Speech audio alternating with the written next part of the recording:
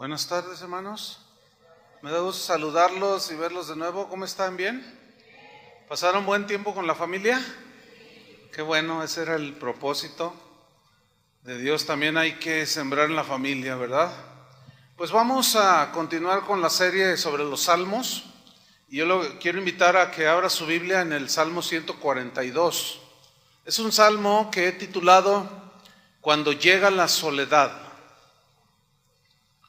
Cuando llega la soledad, cuando llega la angustia y que te sientes solo. ¿Qué dice la Biblia? Y vamos a leer el Salmo 142, que es un salmo de David, el dulce cantor de Israel, dice la Escritura. Vamos a leer Salmo 142, versículo 1. Dice: Másquil de David, oración que hizo cuando estaba en la cueva. Con mi voz clamaré a Jehová. Con mi voz pediré a Jehová misericordia. Delante de él expondré mi queja, delante de él manifestaré mi angustia. Cuando mi espíritu se angustiaba dentro de mí, tú conociste mi senda. En el camino en que andaba me escondieron lazo. Mira a mi diestra y observa, pues no hay quien me quiera conocer. No tengo refugio, no hay quien cuide de mi vida. Clamé a ti, oh Jehová, dije, tú eres mi esperanza y mi porción en la tierra de los vivientes. Escucha mi clamor porque estoy muy afligido. Líbrame de los que me persiguen porque son más fuertes que yo. Saca mi alma de la cárcel para que alabe tu nombre. Me rodearán los justos porque tú me serás propicio. ¿Alguna vez, hermano, se ha sentido usted que a nadie le importa lo que tú estás viviendo? ¿Te has sentido así como que, ¿qué pasa? Nadie me pone atención. ¿Has sentido alguna vez que nadie te tiende la mano cuando tú lo necesitas? Que de pronto te sientes como que todos te abandonaron, que estás en una soledad total. En este salmo vamos a encontrar aliento, fortaleza, para cuando la soledad venga a nuestras vidas, ¿sí? ¿Por qué? Porque la soledad es algo que de alguna manera, tarde o temprano, en algunas ocasiones, en la vida de todo cristiano, se presentan situaciones de este tipo. Y Santiago, en el capítulo 5, versículo 13, Santiago ahí nos dice algo que quiero que leamos, Santiago 5:13. David tenía razones suficientes para sentirse solo, ¿sí? Saúl lo perseguía para asesinarlo. La situación no era muy halagadora, que digamos, al contrario, era muy apremiante. Y es cuando le asaltó y le vino un tiempo de soledad. Pero vamos a ver cómo por el Espíritu Santo él se refugió en el Señor, y es la lección que vamos a aprender en esta tarde hoy. Santiago 5:13. Santiago dice esto al respecto: ¿está alguno entre vosotros afligido? Póngase a llorar. ¿Así dice? No. Fíjese qué interesante. Santiago toca el punto. La palabra afligido significa con presión, que estás bajo presión, que estás en una situación de angustia. Afligido aquí significa cuando tú entras en una situación de estrechez, de tribulación, que es lo que te hace afligirte. Entonces la instrucción de Dios es muy clara. ¿Está alguno entre vosotros afligido, deprimido, triste, en estrechez, etcétera? Dice, haga, ¿qué? Oración. ¿Qué es la oración? Pues la oración es hablar con Dios. Yo quiero que ustedes noten la instrucción tan sencilla, pero tan fundamental cuando te encuentras en una situación de este tipo. Haga oración. Y esto nos demuestra que solo mediante la oración es que podemos nosotros sacar el resentimiento, porque la oración es hablar con Dios. y cuando estamos allí delante de Él, hablándole acerca de nuestra situación, de lo que nos sucede, esta es la única manera de poder salir de esa situación y de que nuestro corazón esté alejado del resentimiento. Y esto nos va a enseñar a confiar cada día más en Dios, porque los seres humanos fallamos. Los demás nos pueden fallar, aún los más cercanos a nosotros nos pueden fallar. Dios conoce cada evento, cada circunstancia, cada situación que cada uno de nosotros pasa como cristiano, como hijo de Dios. Conoce las circunstancias, todo, no se le va nada. David, en otra parte, que es en el Salmo 27, versículo 10, él dijo así: aunque mi padre y mi madre me dejaran, con todo Jehová me recogerá. Fíjate, David aquí está mencionando de las relaciones más cercanas que una persona puede tener, su padre y su madre. Y lo que David está diciendo aquí es que él aprendió a refugiarse en Dios, porque existe la posibilidad de que un padre abandone, ¿sí o no?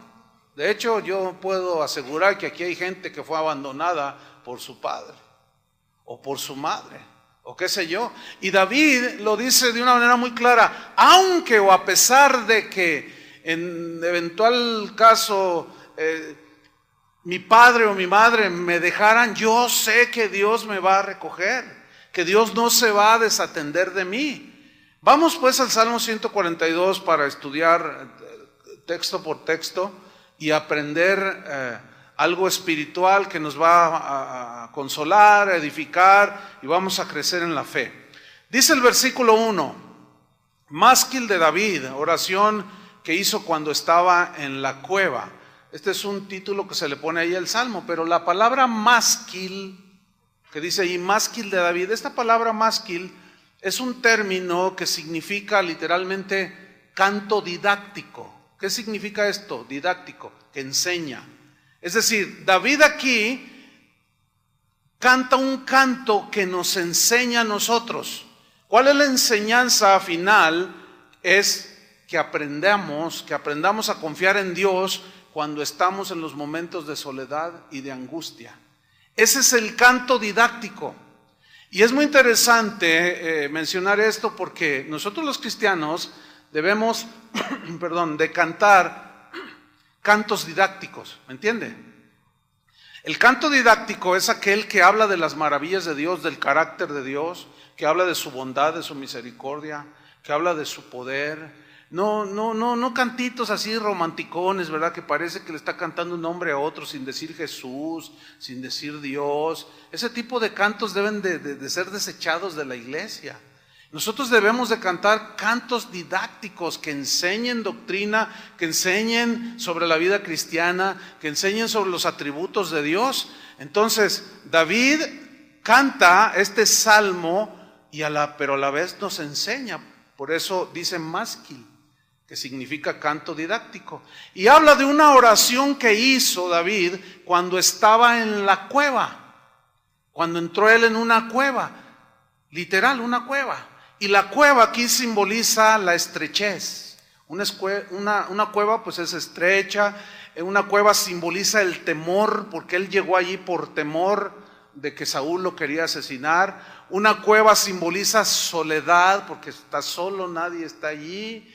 Entonces, él llegó a estar en esa situación apremiante porque quería salvar su vida y estaba lleno de temor y de angustia.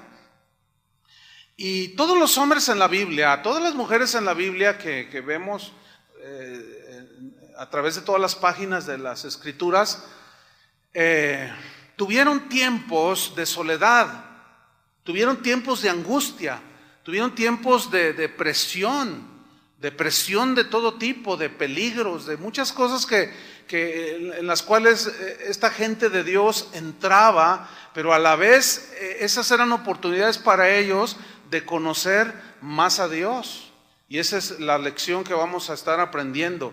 Elías, que fue un profeta muy usado por Dios, fue un hombre, si va abriendo su Biblia en Primera de Reyes 19, fue un hombre que que Dios lo usó tremendamente, había un manto profético sobre él, muy poderoso, pero él fue un hombre que también, a pesar del oficio que tenía como profeta, experimentó el temor, experimentó la soledad, y eso nos demuestra lo frágil que somos los seres humanos, ¿sí? Ustedes recordarán que Jesús prometió estar con nosotros. Él dijo: yo estoy con vosotros todos los días hasta el fin del mundo. Pero también dijo que en el mundo tendríamos aflicciones. Pero que también dijo que deberíamos de confiar.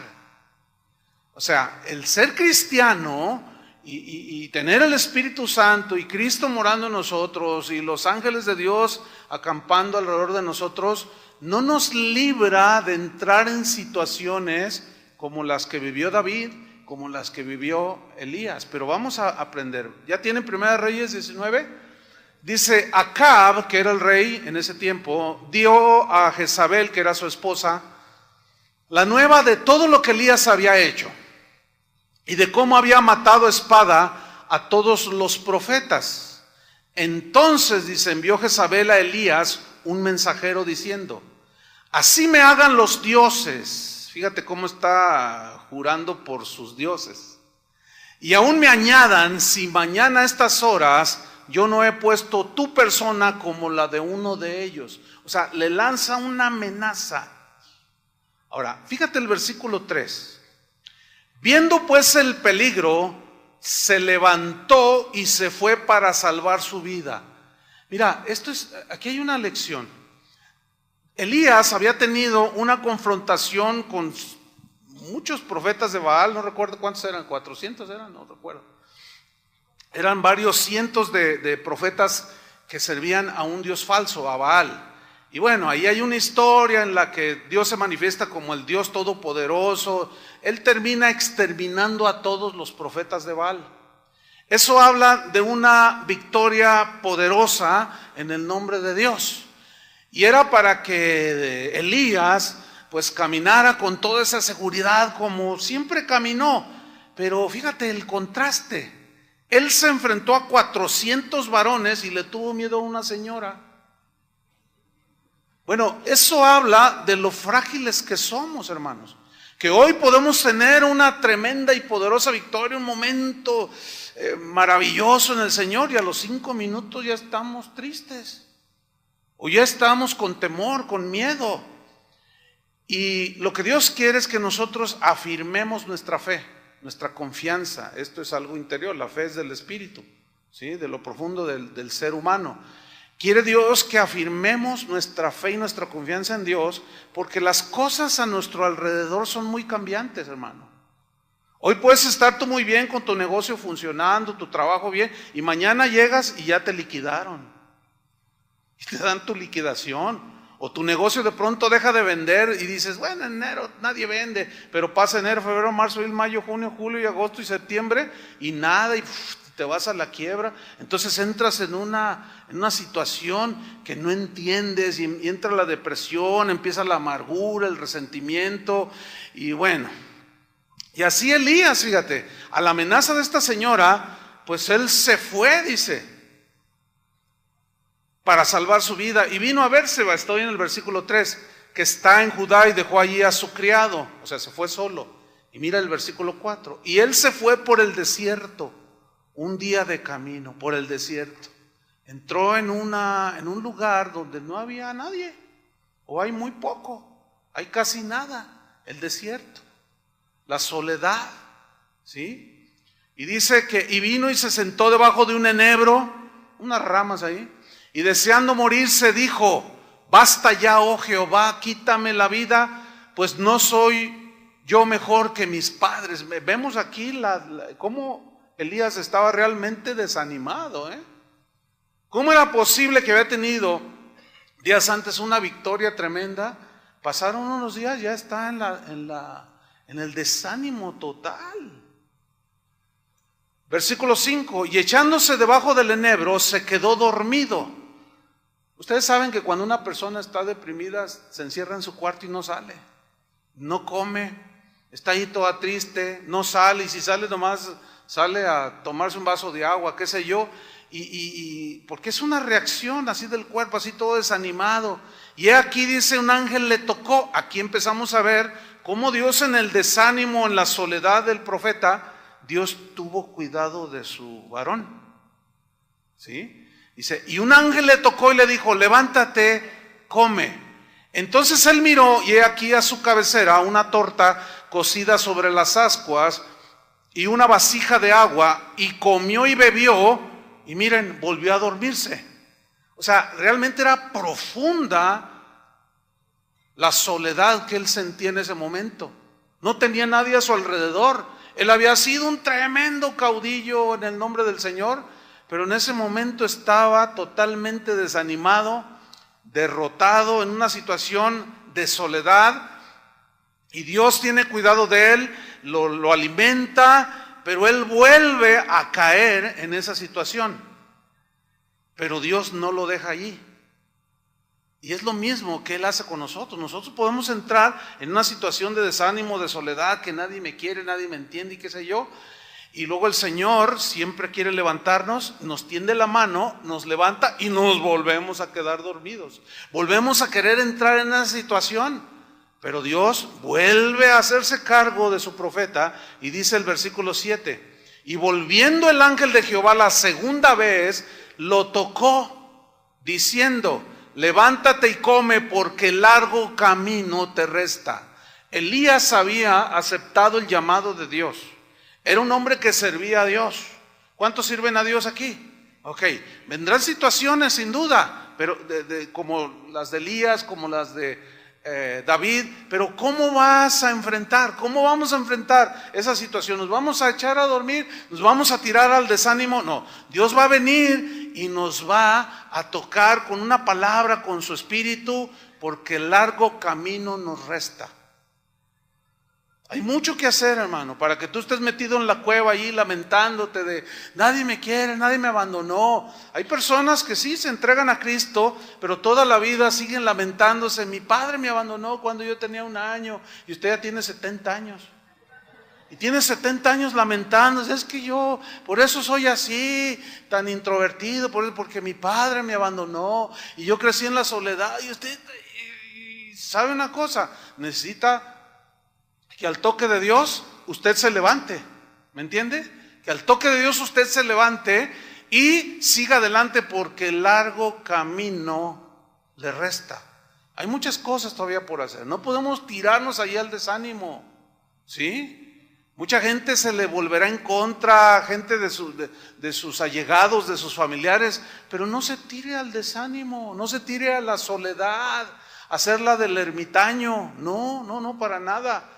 Hay mucho que hacer todavía y no podemos quedarnos ahí. Entonces el ángel le dice, levántate y come, porque largo camino te resta. Se levantó, versículo 8, y comió y bebió, y fortalecido con aquella comida, caminó 40 días y 40 noches. Oiga, eso es notable, ¿no? Imagínense. Allí habla de un milagro que Dios hizo. Fortaleció su cuerpo físico con esa comida, pero también fortaleció su espíritu. ¿Sí? Y caminó, o sea, se levantó en la fortaleza y en el poder de Dios, y caminó hacia donde Dios quería que estuviera para seguir haciendo la labor que él había aceptado ante Dios. Dice que caminó 40 días hasta Oreb, monte de Dios, pero fíjese el versículo 9, y ahí se metió en una cueva donde pasó la noche, y vino a él palabra de Jehová, el cual le dijo, ¿qué haces allí, Elías? O sea, fíjese la debilidad de la naturaleza humana. Pero también vean por otro lado la insistencia en la misericordia de Dios en no dejarte tirado ahí en la cueva. ¿La alcanzan a ver?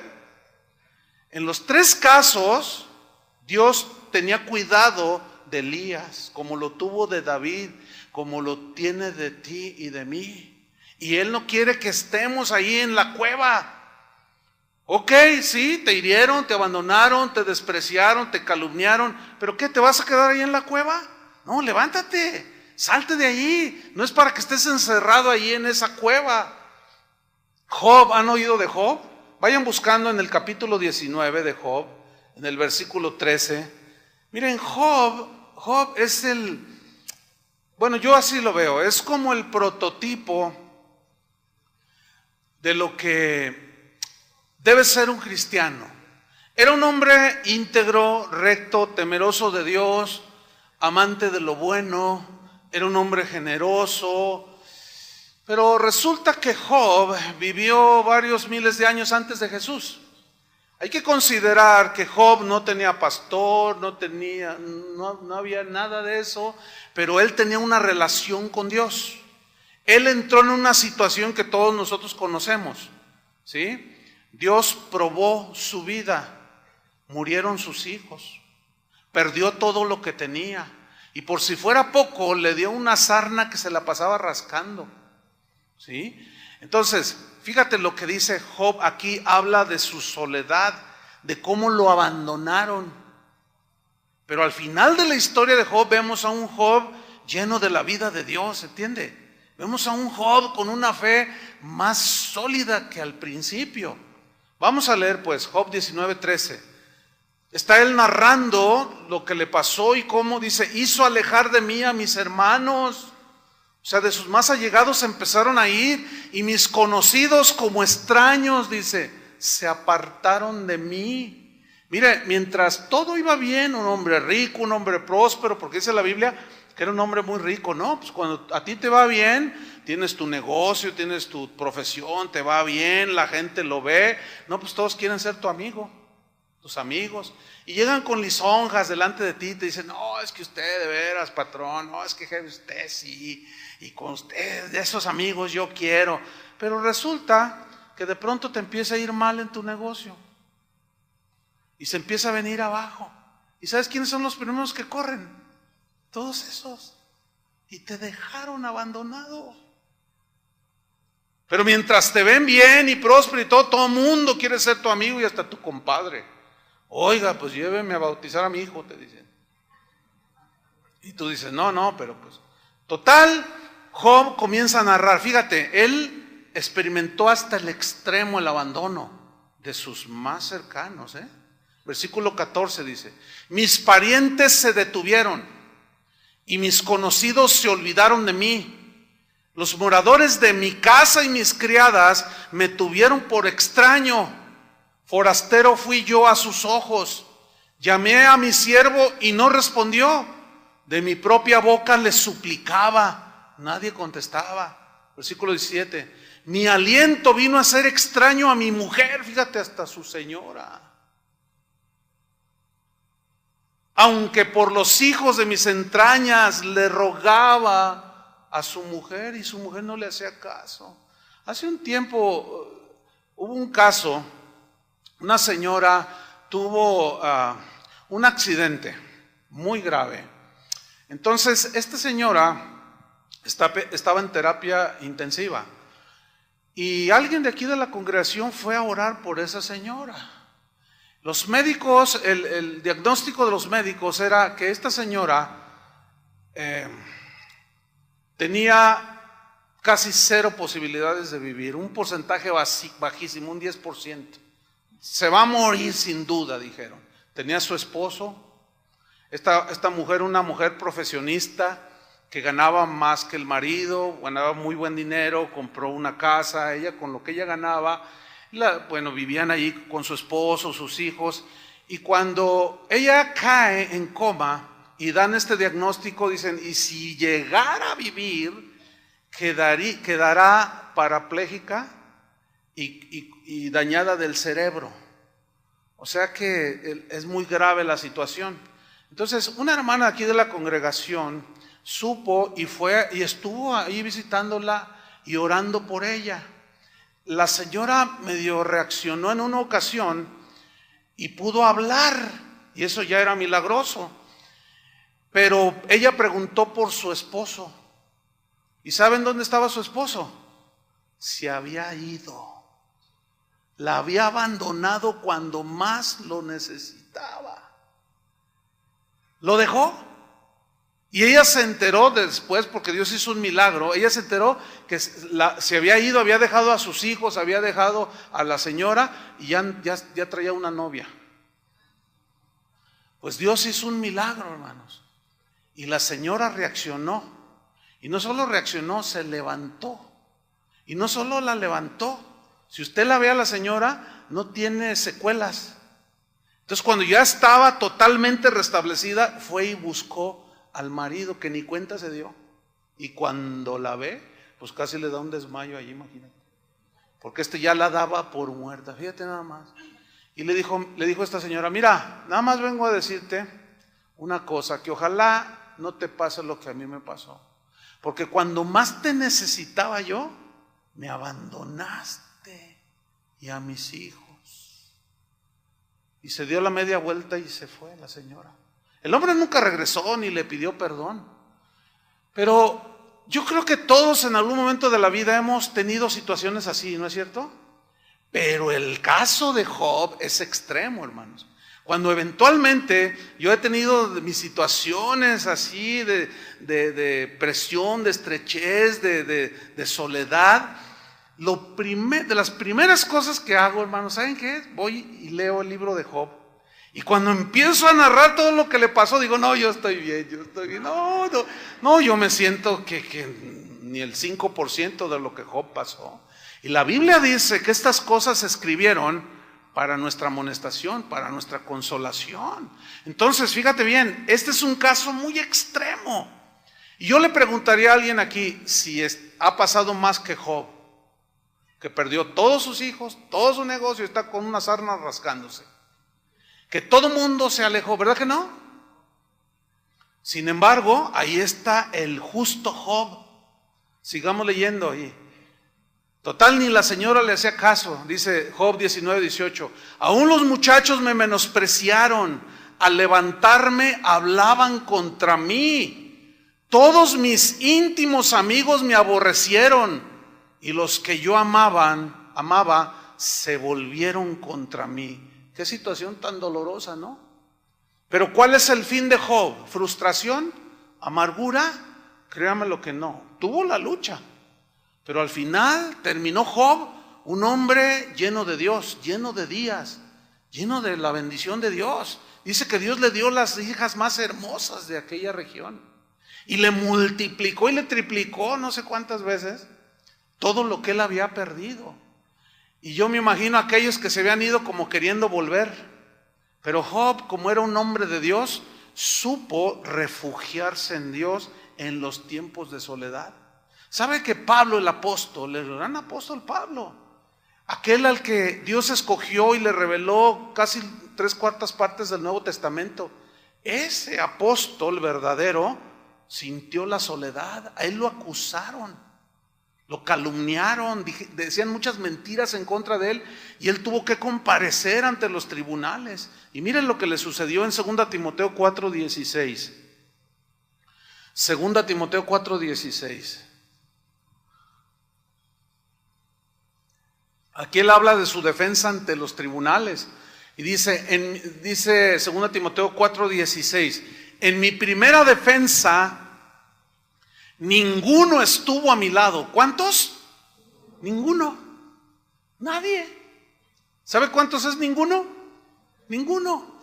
Ahora, yo quiero que usted ponga mucha atención a lo que vamos a leer a continuación.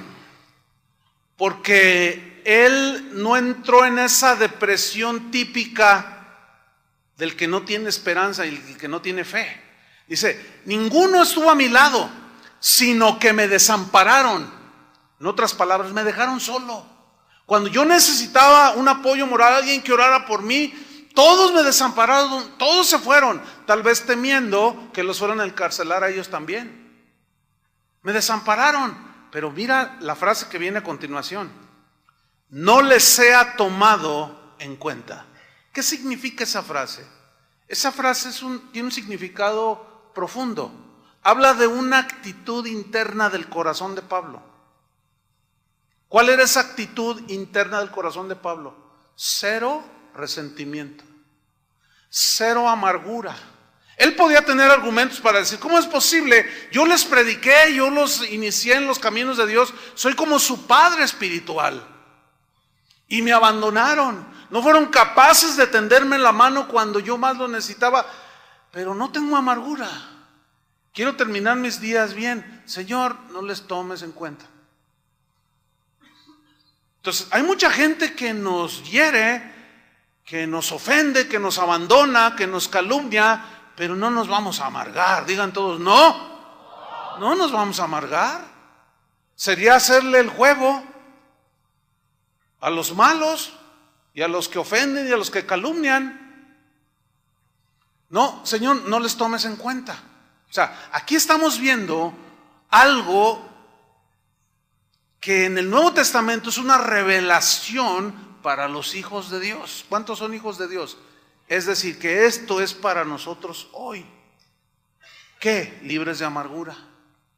¿Entienden? Nunca ha sido la voluntad de Dios que estemos allí en la cueva de amargura. Pero sigamos leyendo, versículo 17. Él dice, todos me desampararon, no les he tomado en cuenta. Y aquí viene algo muy sustancioso. Pero el Señor estuvo a mi lado. Esa es la gran revelación para nosotros en el Nuevo Testamento. Cuando viene la angustia, cuando viene el abandono, cuando viene la soledad, cuando viene el rechazo, el Señor está contigo. ¿Quién está contigo? El Señor. No, pero es que, hermano, no, ¿quién está contigo? El Señor. Pero es que me abandonaron. ¿Quién está contigo? ¿Estás solo? Sí. No. El Señor está contigo. El asunto, como vamos a ver más adelante, es un asunto de fe. Entonces dice Pablo, pero el Señor estuvo a mi lado. ¿Y qué? ¿Y qué hizo el Señor? Dice, y me dio fuerzas. Me fortaleció en medio de mi soledad, en medio de mi angustia, en medio de las acusaciones de los malignos. Dios me fortaleció. Nadie fue capaz de tenderme una mano, pero no estoy amargado por eso. Todos me abandonaron, pero no les he tomado en cuenta. Dios estuvo conmigo. Jesús estuvo conmigo y me fortaleció y levantó mis manos que estaban caídas. Y hasta revelación de las cartas como Timoteo, como Filipenses, fueron escritas en la cárcel, hermano, donde nadie lo visitaba salvo uno que otro ahí de sus más allegados, pero quedó en el total abandono. Dice, pero Dios me dio fuerzas para que por mí fuese cumplida la predicación y que todos los gentiles oyesen. Así fui librado de la boca del león. Y el Señor me librará de toda obra mala y me preservará para su reino celestial. A Él sea gloria por los siglos de los siglos. Amén. Había un trabajo que hacer para Pablo. Era predicar el evangelio y largo camino le restaba. ¿Entienden? Y él no podía quedarse allí en la cueva. Él, aún estando en la cárcel, no entró en esa depresión, a pesar de la soledad, no entró en esa amargura. Él evangelizó al carcelero y a todos los que estaban ahí, a los presos, a todos les habló. Él dijo, yo estoy preso, pero la palabra de Dios no está presa. O sea, él no se tiró al abandono, ¿entienden? ¿Por qué? Porque sabía que Dios estaba con él. ¿Quién está contigo? Entonces, levántate y a caminar. Jesús, el mismo Jesús, hermanos, busquen en Juan capítulo 16. Él les había dicho a sus discípulos, vendrán, me apresarán y ustedes me van a abandonar. Y los discípulos dijeron, no, ¿cómo crees, Señor? Dice, sí. Pero miren, vamos a Juan 16:32, porque ciertamente llegan ahí al huerto donde estaba Jesús y llegan con Judas y los soldados que lo apresaron y dice la Biblia que todos corrieron, lo dejaron, lo abandonaron. Y el que había dicho que él daba su vida, ese también corrió y al rato lo negó. Qué tremendo, ¿no? Juan 16:32. Aquí Jesús establece la verdad que Pablo vivió y experimentó. Aquí va. He aquí la hora viene y ha venido ya, en que seréis esparcidos cada uno por su lado y me dejaréis solo. Jesús ya lo sabía de nuestras debilidades, que somos dados a traicionar, a abandonar, que no queremos confrontar. Dice, y me dejaréis solo, pero luego da una revelación que fue la que Pablo hizo suya. Mas no estoy solo. ¿Por qué? Porque el Padre está conmigo. ¿Qué dijo Pablo? Todos me desampararon, pero no les he tomado en cuenta. Pero el Señor estuvo a mi lado y me dio fuerzas. Y es exactamente lo mismo que Jesús está diciendo aquí. Todos se fueron, me desampararon, me dejaron. Pedro, que daba su vida por mí, corrió y al rato me andaba negando. Ni lo conozco ese. ¿Quién sabe quién será? Dice, pero no estoy solo. El Padre está conmigo. Entonces, escúchame bien. Cuando te sientas en la peor de las soledades, no estás solo. Estás con la mejor compañía, con Dios. El problema es que estamos muy dados a que no veo a nadie, no siento nada. No. Es que Dios no es humano. ¿Entiende? Entonces, ¿cómo verlo? ¿Cómo? A veces no lo sentimos, a veces sí, pero a veces no. No, aquí es donde entra la fe.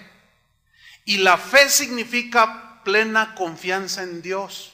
Él dijo, yo estoy con vosotros todos los días hasta el fin del mundo. ¿Sí o no dijo?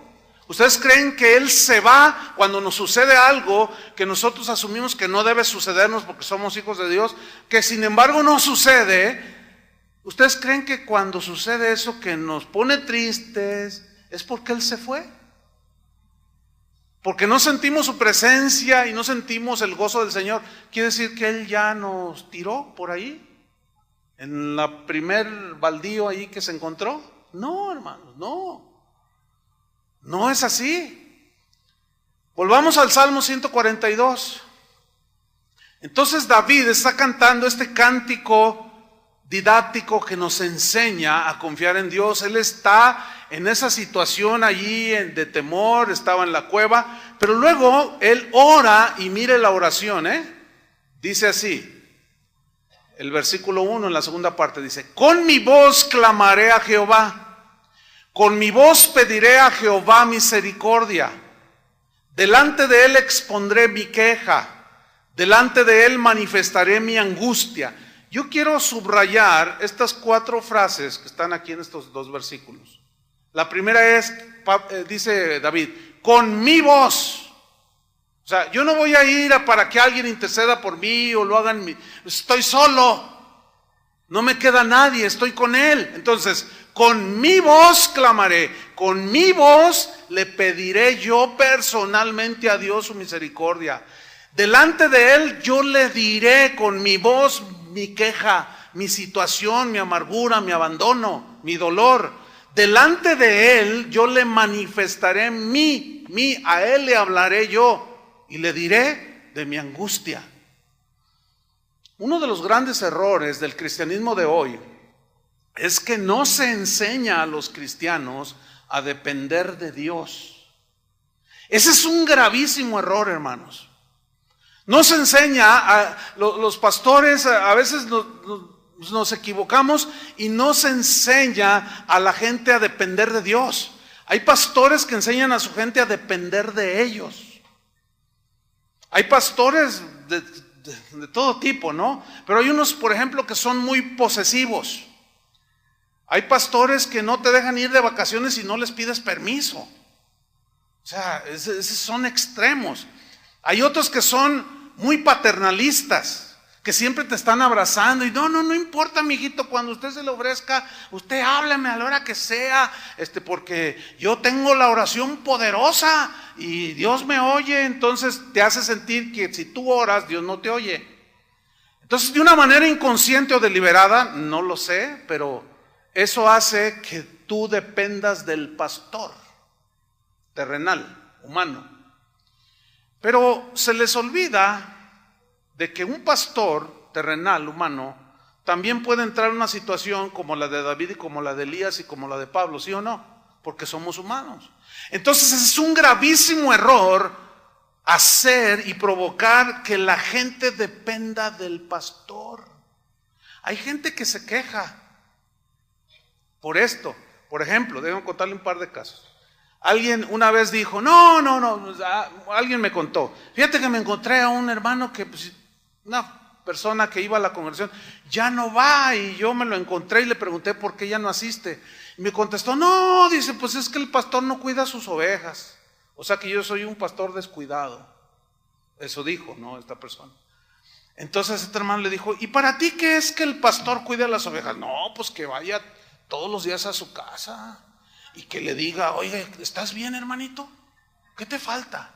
¿Cómo están tus hijos? Dice, no, olvídate, mira, ¿sabes cuál es la función de un pastor? Es mostrarnos el camino para llegar a los pastos verdes y llevarnos hacia Jesús, no llevarlos hacia mí.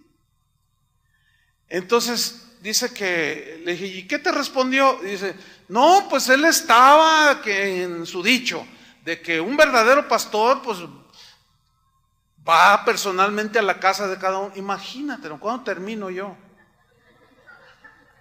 Otro se quejó diciendo, no, bueno, no tanto queja, sino me decía, oiga, pastor, usted debería de dar el teléfono públicamente para que cuando se le ofrezca las ovejas. Le dije, no, hombre, me matan las ovejas.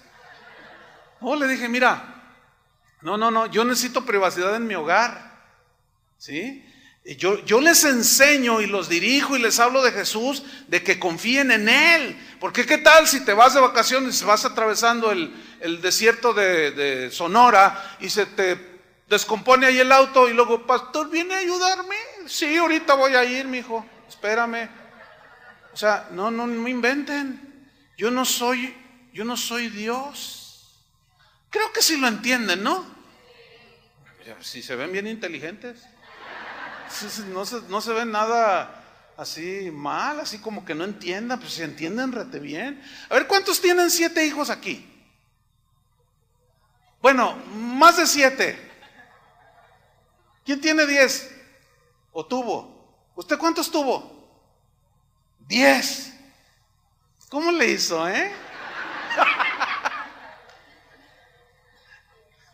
¿Se imagina? Hay que llevar, porque pues 10, me imagino el mayor, ¿verdad? Y así, de escalerita. Entonces llevar a la escuela al niñito, al kinder, y no llore, y se agarra de la falda. Y luego hay que llevar al de la primaria, y luego el papá también ha hecho un lío acá, y no, escúchenme bien. No, los padres guiamos a los hijos, ¿sí o no? Los padres aconsejamos a los hijos y les dictamos y les trazamos el buen camino, ¿sí o no? Pero cuando tus hijos se van a la escuela o se van a trabajar o qué sé yo, ¿tú vas detrás de ellos? Por favor.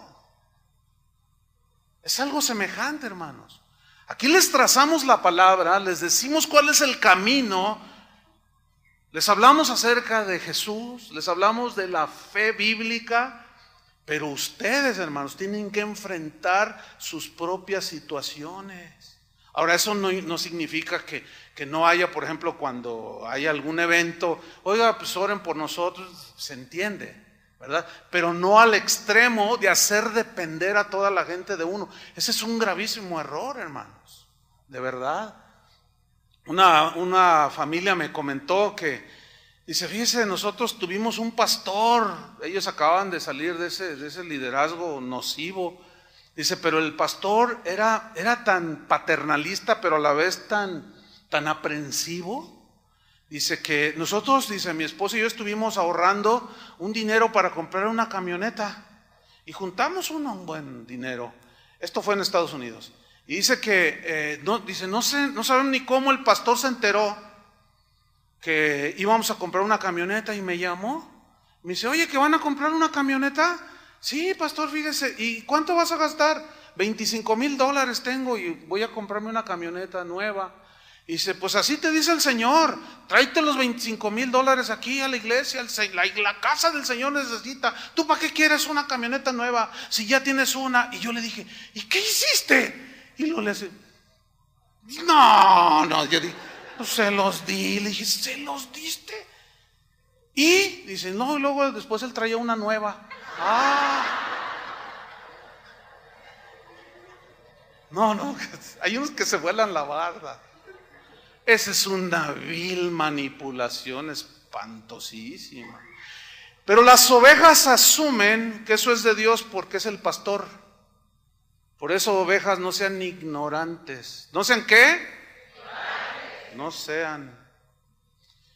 Y la responsabilidad de un pastor es dirigirlos en los caminos de Dios y explicarles la palabra y enseñarles. Y Pablo le dijo a Timoteo, si esto enseñas a los hermanos, serás un buen ministro de Jesucristo.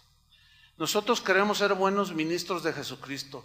Que en aquel día le podamos decir al Señor, les dimos tu palabra. Nadie aquí puede decir, a mí nadie me dijo. No, te lo dijimos.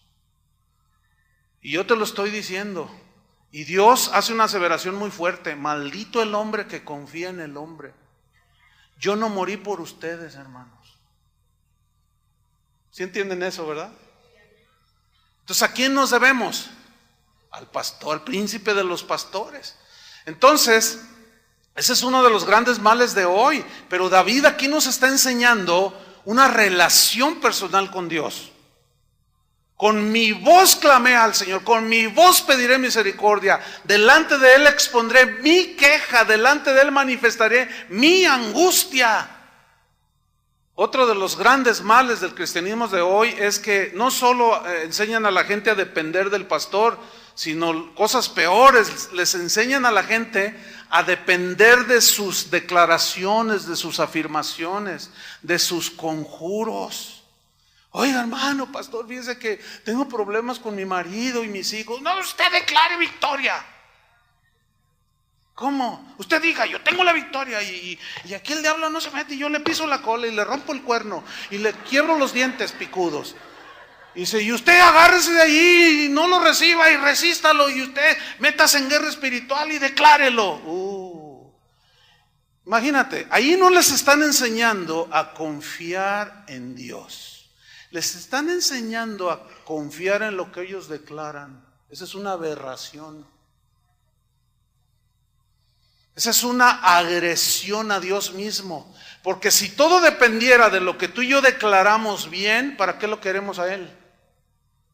Si ya todo lo que yo digo se hace, ¿cómo dicen? Yo desato bendición. Yo desato quién sabe qué, y yo libero no sé qué, y yo acá, y yo acá, y luego una señora me dijo, oiga pastor, allí en la iglesia donde yo voy, me dicen que pues yo estoy mal, porque pues yo tengo problemas con mi familia, con mi esposo y con mis hijos, entonces yo a veces he llorado, dice. Entonces me dice, no llores, tú declara victoria. Dice, pero mire pastor, todos esos que me dicen que declare victoria son un desastre en sus vidas. Yo creo que algunos están peor, pero ponen cara de victoria. ¿Entiende? Dice, pero en realidad, dice, no pasa nada. Y ahora con el inicio del año, bueno, ya empezaron a salir las declaraciones anuales de algunos que andan ahí diciendo, yo declaro este año 2012, y empiezan a decir un montón, y créalo, y el que lo crea lo va a recibir. Y una señora me dijo, pastor, esto dijeron en mi iglesia. Yo le dije, mira, el 31 de diciembre del 2012, pregúntales, ¿qué tanto de todas esas cosas fueron realidad? Les enseñaron a confiar en lo que ellos dicen, o en lo que dice el pastor, no en lo que dice Dios en su palabra. ¿Encuentran la diferencia, hermanos? Entonces David con su ejemplo nos enseña a tener una relación con Dios e ir a Él. La Biblia entonces no enseña nada de lo que hoy en estos tiempos enseña. Lo que la Biblia enseña es que debemos aprender a confiar en Dios en medio de la angustia, de la soledad, de la tribulación. Mire cómo oraban los apóstoles. A ellos los perseguían por andar predicando y les prohibían predicar el evangelio. Los metían a la cárcel, los azotaban y algunos los asesinaron. Pero en una ocasión, dice en Hechos 4:29, que los estaban hostigando para que no predicaran el evangelio. Y miren cómo oraban ellos, dice Hechos 4:29. Y ahora, Señor, dice, mira sus amenazas Yo quiero que noten la gran diferencia de cómo la gente habla hoy, porque no oran, ellos declaran. Y cómo los primeros discípulos oraban a Dios. Y ellos están orando, dice, y ahora, Señor, mira sus amenazas y concede a tus siervos que con todo denuedo hablen tu palabra. Señor, nos están prohibiendo predicar el evangelio. Nos están hostigando, nos meten a la cárcel. Señor, mira sus amenazas. Claro, el Señor estaba allí mirando, pero la petición de ellos era, concédenos a nosotros que somos tus siervos, que sigamos hablando la palabra de Dios con denuedo. O sea, no hicieron nada. ¿Qué hubieran hecho los cristianos de hoy? Se visten de soldaditos y empiezan a hacer guerra, dicen, vamos a pisarle la cola al diablo. Todos a la misma vez y empiezan a marchar. A la una, a las dos, písenle la cola al diablo. Ya está derrotado. Y empiezan a hacer, y luego sale y hasta la cola del diablo les da unos coletazos y los trae arrastrando por todos lados a todos esos hermanitos. ¿Por qué? Porque viene la angustia, viene la soledad, viene la aflicción, la prueba y no tiene de dónde agarrarse. Su fe no está sustentada en la palabra de Dios. Esteban, ¿cómo oró cuando lo estaban apedreando? Señor, no les tomes en cuenta este pecado. No les dijo, no toquen al ungido de Jehová. ¿Verdad que no dijo nada de lo que los cristianos hacemos hoy? O hacen algunos. Y hacían los primeros cristianos. Cuando los discípulos se acercaron con Jesús y le dijeron, Señor, enséñanos a orar. Fíjate, esto es muy interesante. Es una escritura muy conocida, la hemos citado últimamente, pero viene aquí como un ejemplo bíblico, una ilustración bíblica para corroborar el principio que estoy compartiéndoles a ustedes. Señor, enséñanos a orar. ¿A qué? A orar. ¿Qué es orar? Hablar con Dios, depender de Dios. Y les dice el Señor en Mateo 6, no tiene que buscarlo, es conocidísimo. Esa es la oración que se conoce como el Padre Nuestro.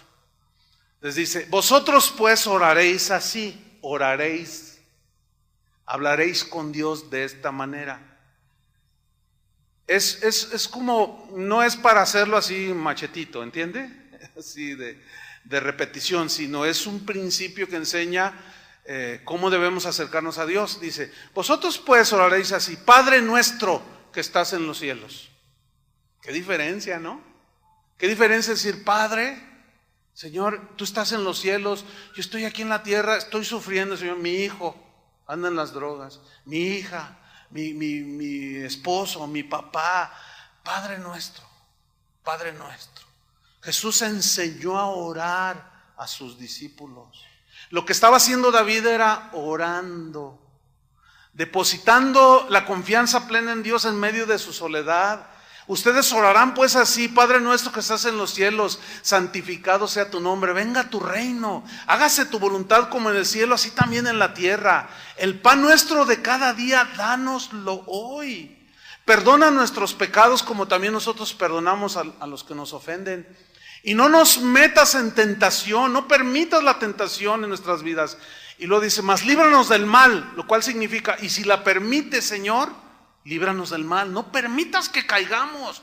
Fíjense cómo está hablando de que Dios es el que nos va a proteger, Dios es el que nos va a sustentar, Dios es el que nos va a hacer dar fuerzas. No dice, ustedes simplemente digan, hablen y digan y no acepten. No, nada de eso enseña la Biblia, hermanos.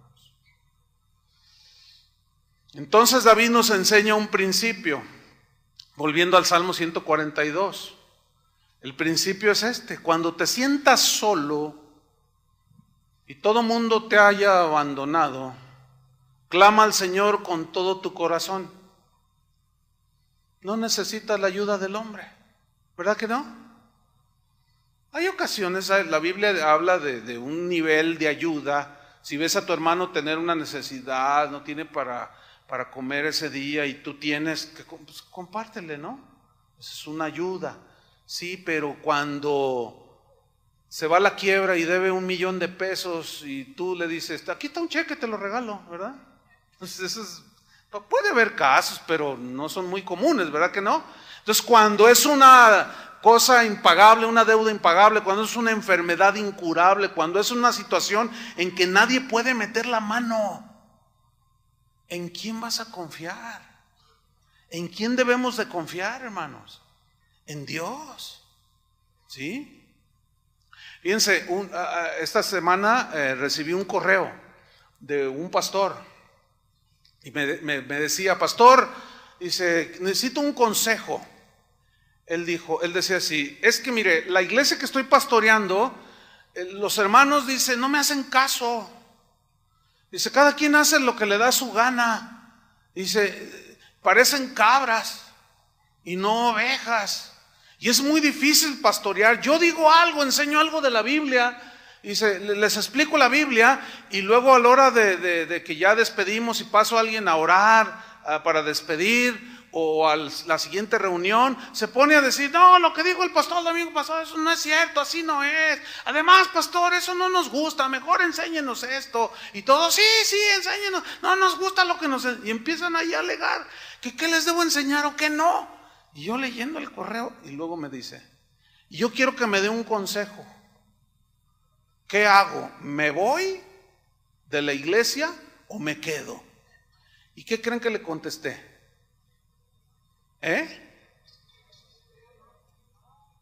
Pregúntele a Dios. Oiga, o sea, fíjese bien, ponga mucha atención. Yo no tengo ninguna autoridad para decirle a ese pastor: vete o quédate. No, ¿por qué? Si yo no lo llamé a pastorear esa iglesia. O sea, hay de consejos a consejos, y algunos de ustedes serán testigos, cuando dicen: pastor, ¿qué hago? Mi esposo ya van 4 veces que me engaña con una mujer, ¿me divorcio o no? No, pregúntale a Dios. Yo te voy a decir lo que dice la Biblia, pero la decisión la tomas tú. Tú le tienes que preguntar directamente a Dios. Imagínate el papel, ponerme en el lugar de Dios y decirle: vete, montón de cabras que estás allí pastoreando, déjalas. No, espérame, ¿qué sé yo qué propósito Dios tiene con ese pastor? ¿Me entiende? Además, yo no lo llamé a pastorear esa iglesia. Entonces, ¿cómo yo no me atrevo a dar un consejo de esos? Y hay gente que se enoja cuando yo les contesto los correos, que ahorita son tantos que a veces ya resulta imposible contestar muchos correos, pero a veces me contestan: yo le pedí un consejo y usted me dice que haga esto, y lo que les digo es, les pongo una escritura, o que vayan y le pregunten a Dios, y se enojan. Fíjense bien lo que voy a decir. La falta de enseñanza de la palabra de Dios en las iglesias ha provocado una insaciable necesidad de pedir consejo al hombre. ¿Me entendió? Lo voy a repetir: la falta de enseñanza de la Biblia, porque la Biblia es el consejo de Dios. Y la falta de enseñanza del consejo de Dios ha provocado en los creyentes una insaciable necesidad de pedir consejo con el hombre. Y eso es grave, eso no es de Dios, aunque no nos vayamos al otro extremo. Hay ocasiones en que uno aconseja, pero siempre el consejo está basado en la palabra de Dios. Y siempre a la gente, los que han tomado consejería con nosotros se darán cuenta de esto y lo afirmarán: los llevamos siempre hacia Dios. ¿Y qué hago? No, yo no le voy a decir qué va a hacer. ¿Dejo el trabajo o sigo allí? No, a mí que me pregunta, no me pregunte eso. Ok, deme un consejo. Ok, mi consejo es que le pregunte a Dios. ¿Y cómo saber qué me dijo? Por eso tienen que tener una relación con Dios. Tienen que desarrollar una relación con Dios. Entonces David nos enseña ese principio: cuando te sientas solo, clama al Señor con todo tu corazón, Él está allí. No necesitas la ayuda del hombre, y menos cuando es algo que nosotros no podemos hacer nada. Vamos sobre el final, Salmo 142, versículo 3. Él sigue narrando, David, su situación, y dice: cuando mi espíritu se angustiaba dentro de mí. Mira, quiero que notes que él estaba hablando la verdad delante de Dios, como se sentía. Cuando mi espíritu se angustiaba delante de mí, tú conociste mi senda. ¿Se acuerdan que el mismo David había dicho, tú conoces mi sentarme y mi levantarme? Pero donde quiera que yo me vaya, al extremo del mar, a lo profundo de la mar o al extremo de la tierra, ahí estás tú, Señor.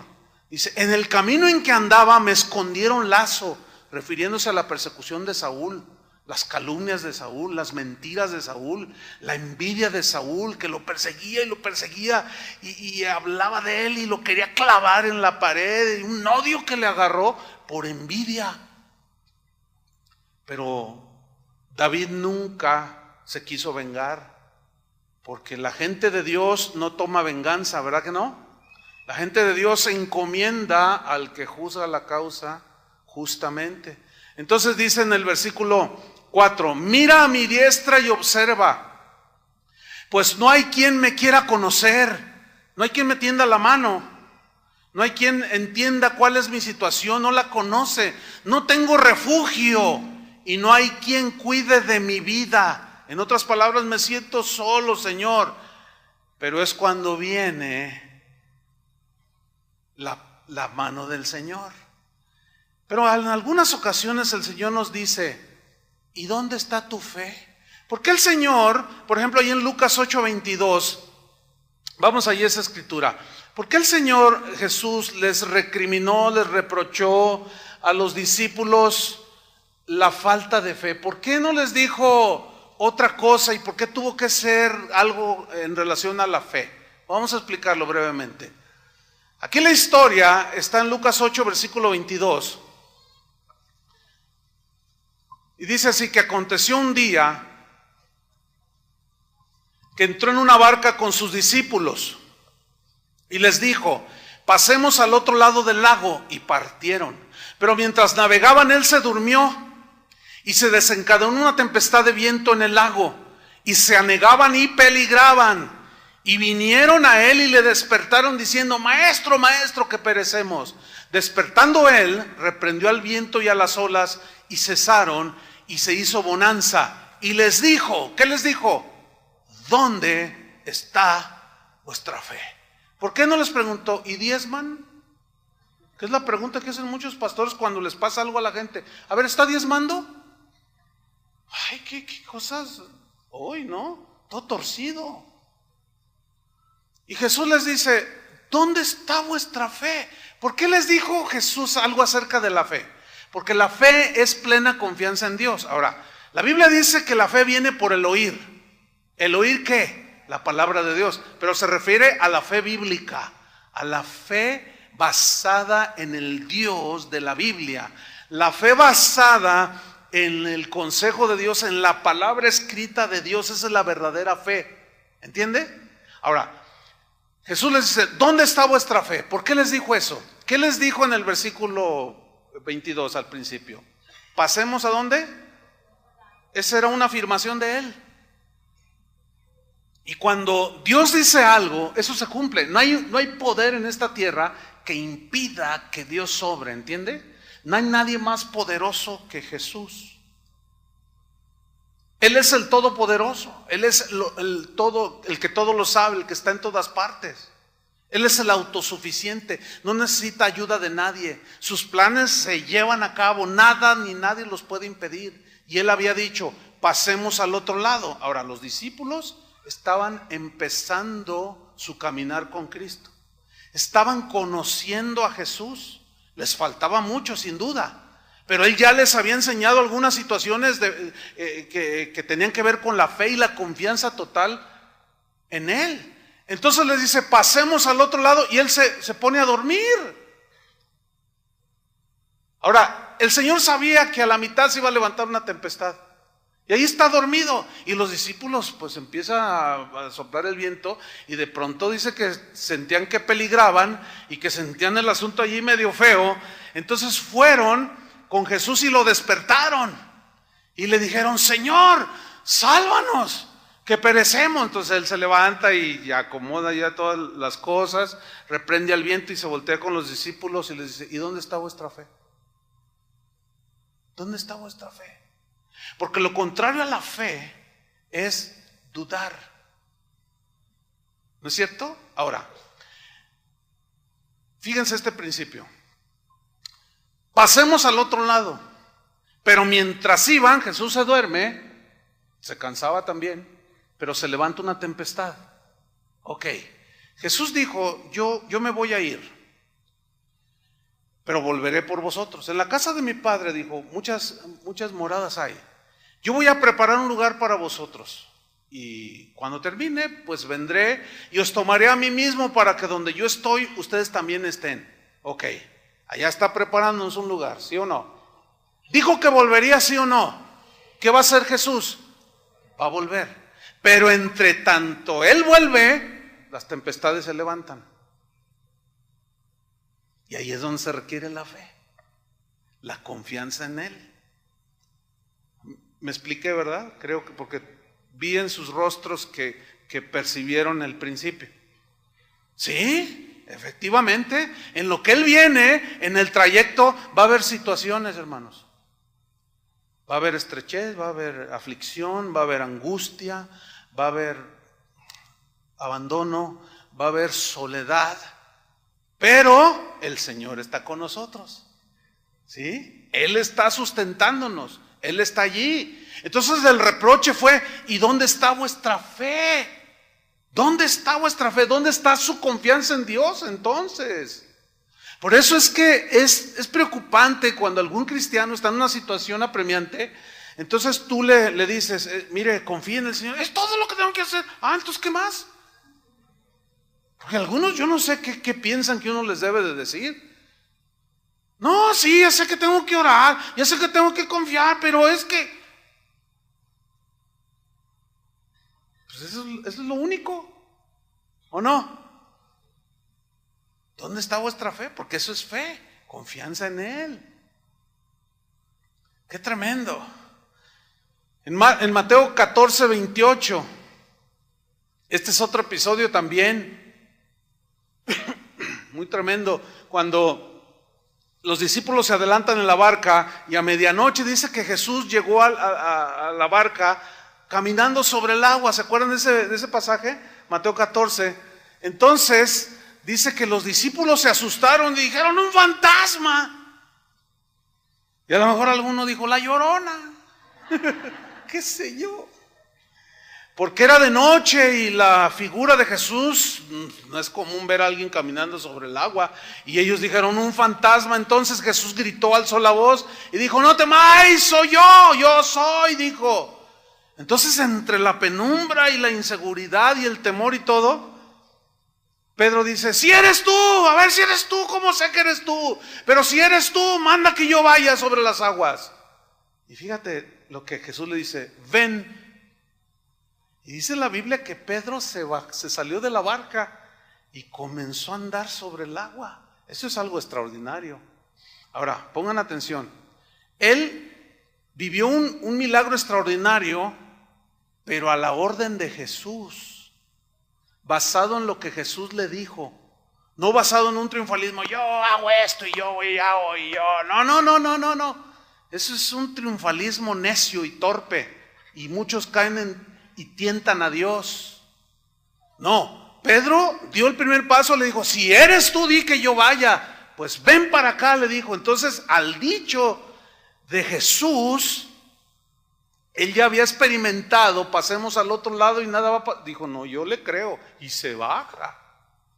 Y empieza a caminar sobre las aguas. Pero dice el versículo 14:30, pero al ver el fuerte viento tuvo miedo y comenzando a hundirse dio voces diciendo, Andrés, ayúdame.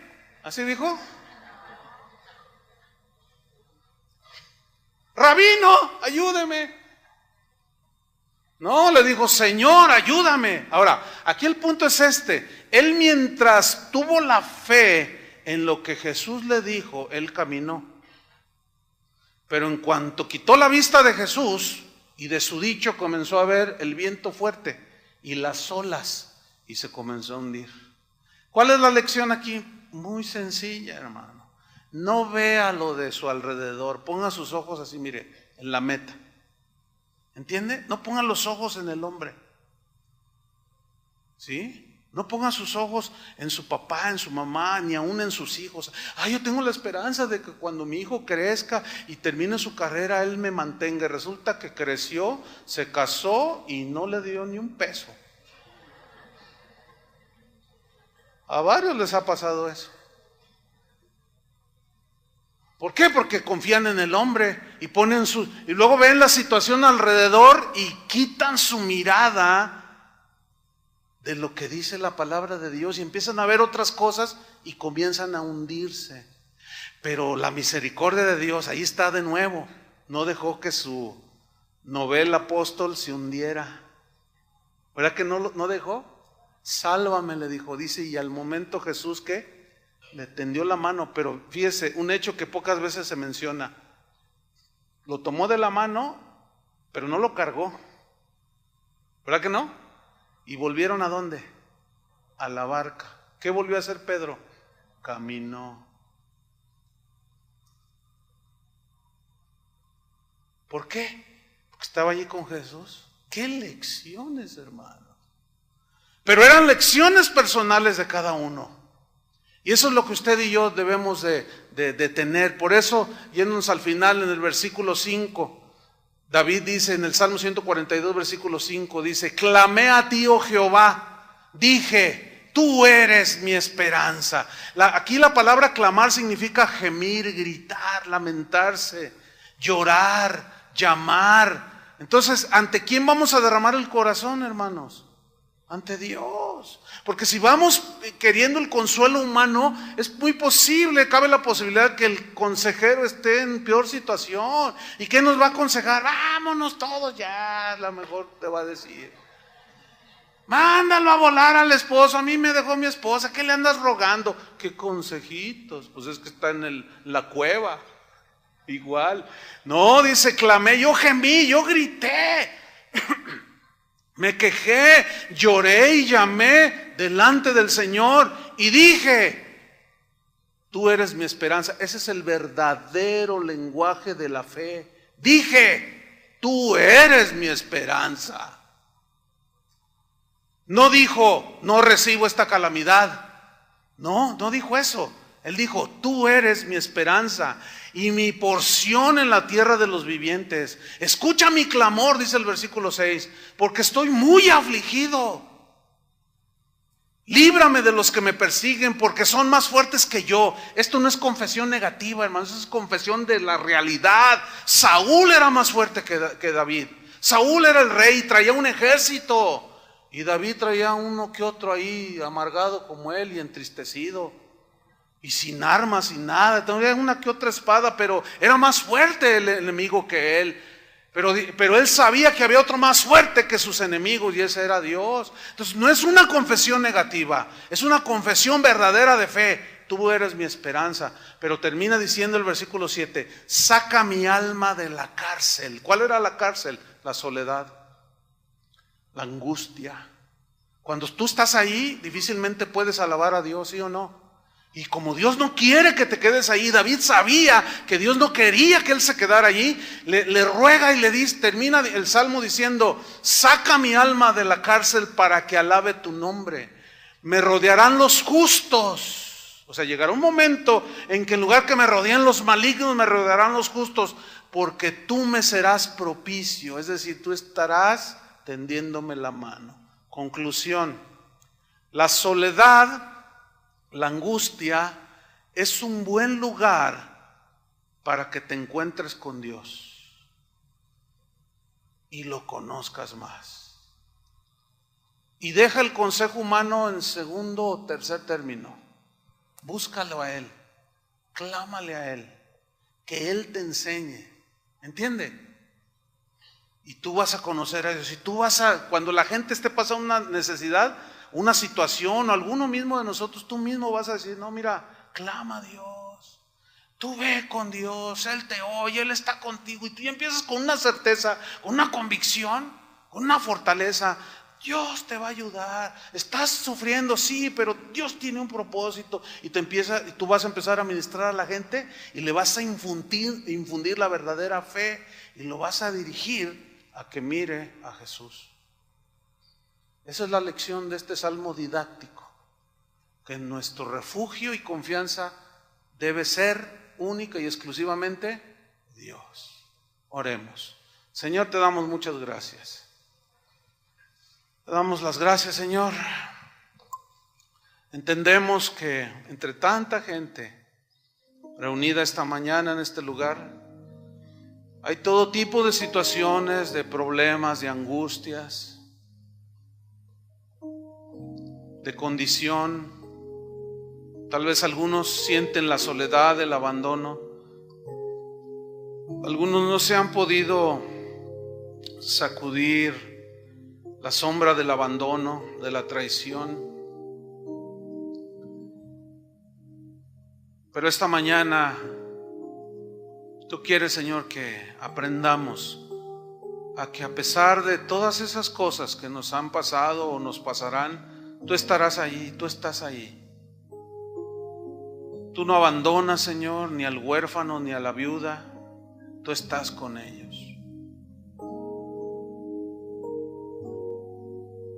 Ningún justo mendigará pan, aunque estará en ocasiones en situaciones de estrechez, y esto le deprimirá porque no tiene el pan para los hijos, para su familia, y entrará quizás en un momento de duda y de soledad y tal vez se sentirá aún olvidado de ti, Señor. Pero no, ahí es donde la fe, ese don que tú nos has dado, Señor, que viene cuando escuchamos tu palabra, Señor. Aumentanos la fe, Señor. Algunos aquí necesitan que les fortalezcas su fe. Auméntales la fe, Señor, para seguir enfrentando la situación de soledad, de estrechez, de oscuridad, de temor. Porque tú no quieres que ellos estén permanentemente en esa situación. Tú quieres que salgan de allí, que salgamos de cualquier situación, porque largo camino nos resta para seguir cumpliendo tu propósito en esta tierra, Señor. Padre, tú que conoces los corazones de cada uno de nosotros, te agradecemos porque con esta tu palabra has venido a fortalecer nuestra fe, has dado aliento a nuestro corazón y te damos muchas gracias. Gracias, Padre, por tus promesas. Gracias, Padre, por tu Hijo Jesús. Jesús, gracias por abrirnos el camino nuevo y vivo. Y ahora nos podemos acercar al Padre directamente, sin intermediarios. Podemos acercarnos al trono de la gracia a través de ti, Jesús, de tu muerte, tu sacrificio, tu sangre. Y eso nos hace privilegiados. No todos han entendido o tienen este privilegio de ir directamente al trono de la gracia y encontrar oportuno socorro en la adversidad, en la soledad, en la angustia. En el nombre de Cristo Jesús. Padre, gracias por tu plan de salvación.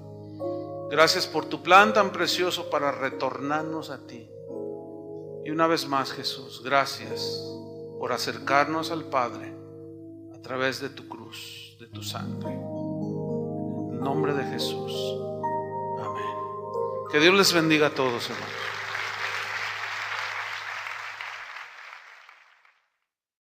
Buenas tardes, hermanos. Me da gusto saludarlos y verlos de nuevo. ¿Cómo están? ¿Bien? ¿Pasaron buen tiempo con la familia? Qué bueno, ese era el propósito de Dios. También hay que sembrar en la familia, ¿verdad? Pues vamos a continuar con la serie sobre los salmos. Y yo lo quiero invitar a que abra su Biblia en el Salmo 142. Es un salmo que he titulado Cuando llega la soledad. Cuando llega la soledad, cuando llega la angustia y que te sientes solo. ¿Qué dice la Biblia? Y vamos a leer el Salmo 142, que es un salmo de David, el dulce cantor de Israel, dice la Escritura. Vamos a leer Salmo 142, versículo 1. Dice: Másquil de David, oración que hizo cuando estaba en la cueva. Con mi voz clamaré a Jehová. Con mi voz pediré a Jehová misericordia. Delante de él expondré mi queja. Delante de él manifestaré mi angustia. Cuando mi espíritu se angustiaba dentro de mí, tú conociste mi senda. En el camino en que andaba me escondieron lazo. Mira a mi diestra y observa, pues no hay quien me quiera conocer. No tengo refugio, no hay quien cuide de mi vida. Clamé a ti, oh Jehová, dije, tú eres mi esperanza y mi porción en la tierra de los vivientes. Escucha mi clamor porque estoy muy afligido. Líbrame de los que me persiguen porque son más fuertes que yo. Saca mi alma de la cárcel para que alabe tu nombre. Me rodearán los justos porque tú me serás propicio. ¿Alguna vez, hermano, se ha sentido usted que a nadie le importa lo que tú estás viviendo? ¿Te has sentido así como que, ¿qué pasa? Nadie me pone atención. ¿Has sentido alguna vez que nadie te tiende la mano cuando tú lo necesitas? Que de pronto te sientes como que todos te abandonaron, que estás en una soledad total. Dios entraba, pero a la vez esas eran oportunidades para ellos de conocer más a Dios. Y esa es la lección que vamos a estar aprendiendo. Elías, que fue un profeta muy usado por Dios, fue un hombre, se iba abriendo su Biblia en Primera de Reyes 19, fue un hombre que Dios lo usó tremendamente, había un manto profético sobre él, muy poderoso, pero él fue un hombre que también, a pesar del oficio que tenía como profeta, experimentó el temor, experimentó la soledad, y eso nos demuestra lo frágil que somos los seres humanos, ¿sí? Ustedes recordarán que Jesús prometió estar con nosotros. Él dijo, yo estoy con vosotros todos los días hasta el fin del mundo. Pero también dijo que en el mundo tendríamos aflicciones. Pero que también dijo que deberíamos de confiar. O sea, el ser cristiano y tener el Espíritu Santo y Cristo morando en nosotros y los ángeles de Dios acampando alrededor de nosotros, no nos libra de entrar en situaciones como las que vivió David, como las que vivió Elías. Pero vamos a aprender. ¿Ya tienen Primera Reyes 19? Dice, Acab, que era el rey en ese tiempo, dio a Jezabel, que era su esposa, la nueva de todo lo que Elías había hecho y de cómo había matado a espada a todos los profetas.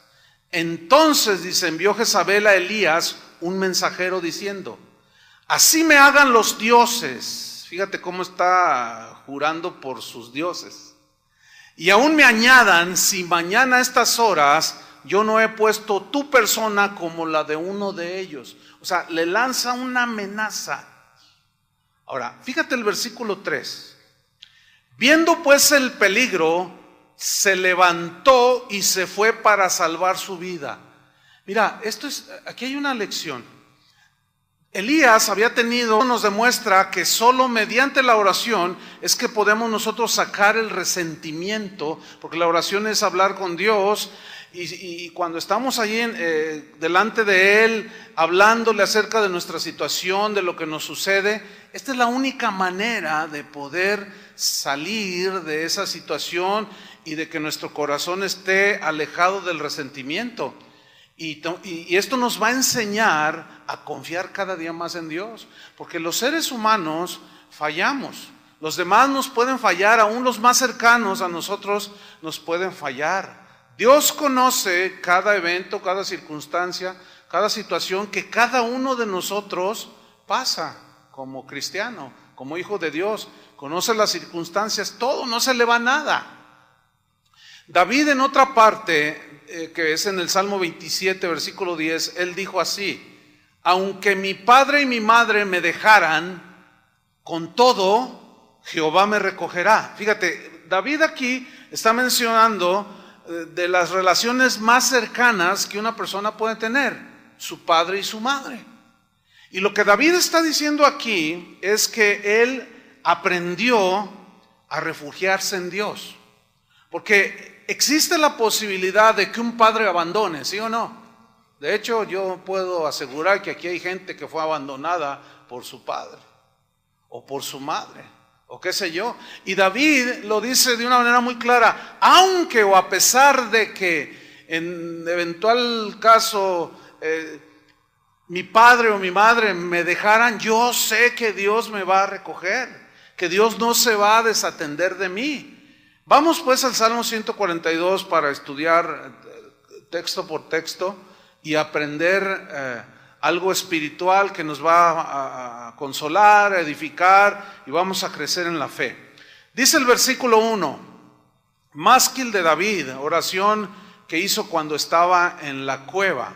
Este es un título que se le pone ahí al Salmo, pero la palabra másquil, que dice ahí másquil de David, esta palabra másquil es un término que significa literal. En este Salmo vamos a encontrar aliento, fortaleza, para cuando la soledad venga a nuestras vidas, ¿sí? ¿Por qué?